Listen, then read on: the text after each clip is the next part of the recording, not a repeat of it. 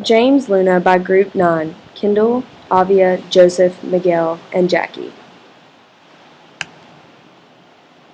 We chose James Luna as our artist of interest for this project because we feel that his work, including End of the Trail, exemplifies the importance of tackling cultural issues through art.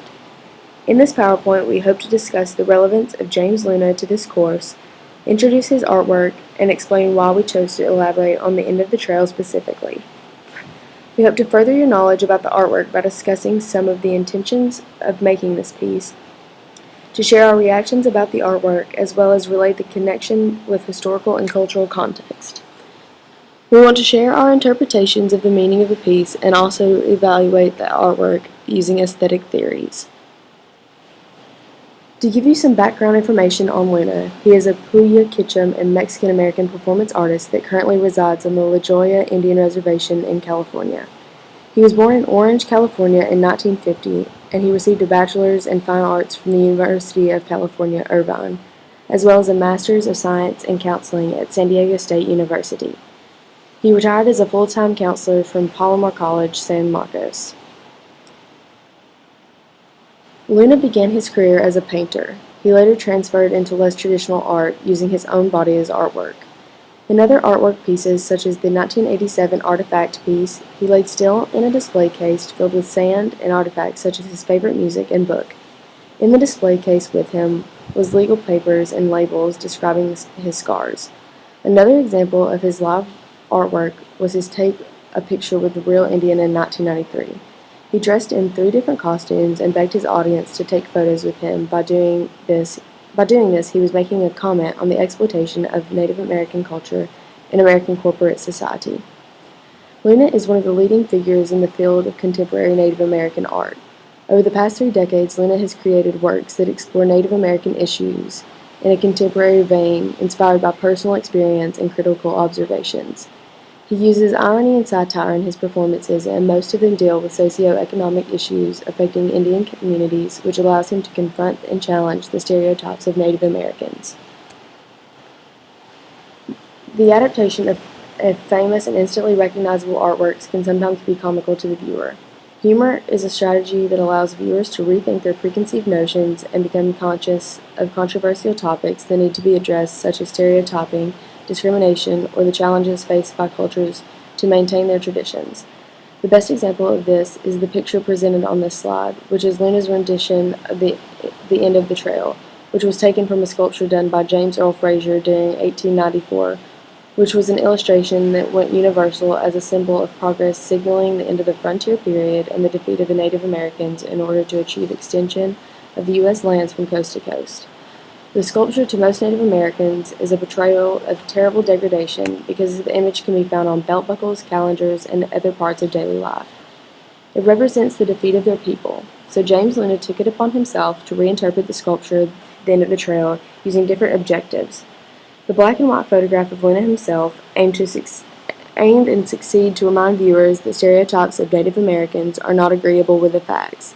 He decided to portray his message by superimposing this photograph on a sawhorse over a mass-produced illustration of the End of the Trail. Luna used black and white photography as opposed to the use of the sculpture method, possibly in order to symbolize the modernism.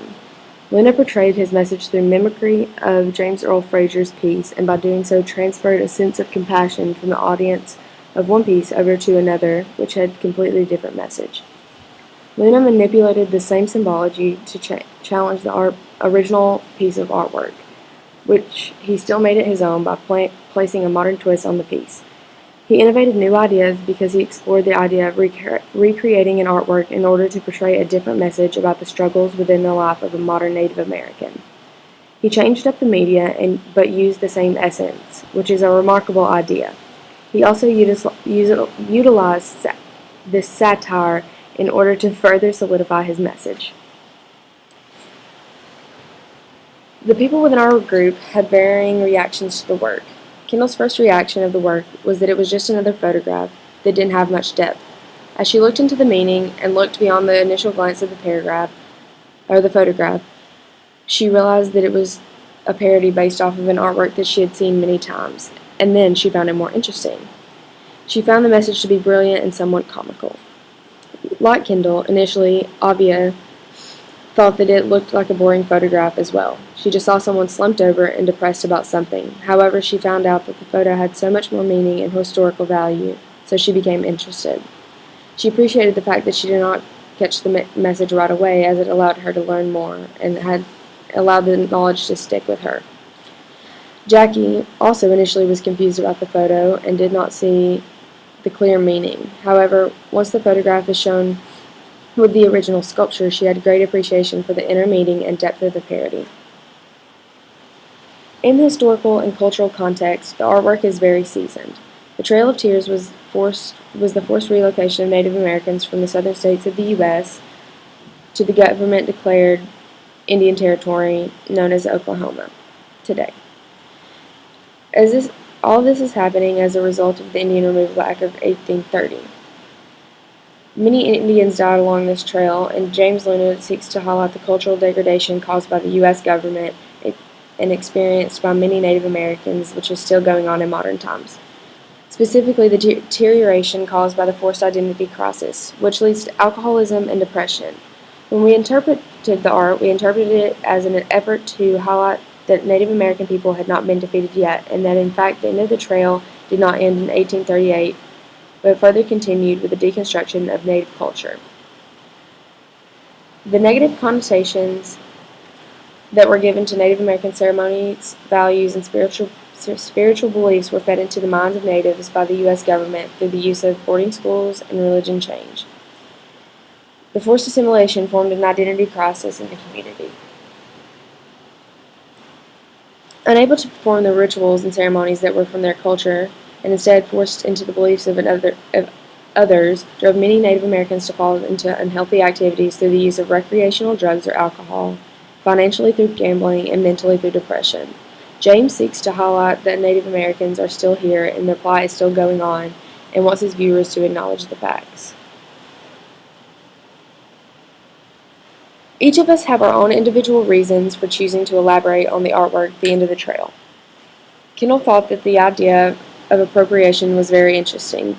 The idea of a person manipulating someone else's artwork to create their own message is brilliant, especially when you are trying to contrast the message of an original work. Avia found this artwork to be brilliant. Unlike some of the other pieces, End of the Trail is mostly unique because it is based off of another piece of artwork and is used to make a completely different message. Jackie is really intrigued, and she specifically enjoyed the juxtaposition of the parody piece and how it creates a lot of retrospect. She has a lot of respect for Luna, as he places himself as an exhausted warrior on a sawhorse in a battle to fight the misinterpretations of people created by society. Miguel chose Luna's End of the Trail because of the interesting and updated mimicry that Luna makes of Fraser's The End of the Trail by replacing the sawhorse and spear for a handle of liquor. It is a great piece with a great deal of ideas to explore and is a great choice for us to analyze. After examining the work of James Luna and his piece, The End of the Trail, specifically, we are able to see the value of his work and how it shows his current perspective of the community. By using himself in the image, Luna creates a personal level, not only to the audience. Luna does a great job of moving in the audience to feel such sympathy and sorrow for the soldier. The soldier is on a makeshift horse, and his weapon of choice is alcohol. Luna paints a strong message that over time, the plight of the Native Americans has not improved, but instead has worsened.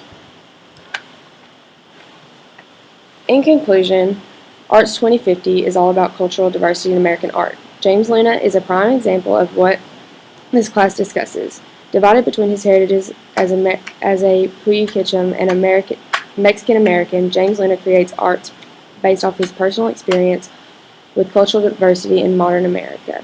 His artwork speaks of his experiences facing racism and difficulties as both a Native and Mexican American. More specifically, his art creates a juxtaposition with society's stereotypical Indian and the Native today.